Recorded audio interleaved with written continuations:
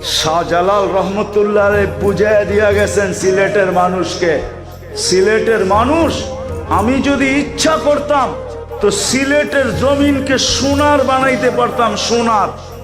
যেই ব্যক্তি জায়নামাজে বৈশা সিলেট সুরমা নদী পার হইতে পারে, ও সিলেটের মাটিকেও সোনা বানাইতে পারত।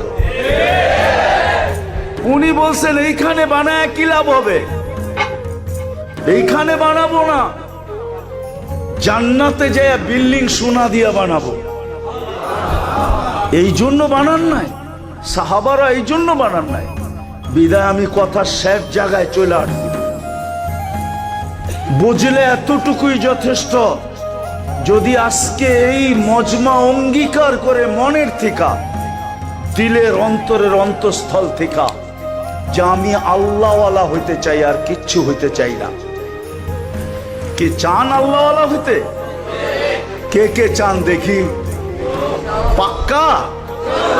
না নামান নামান।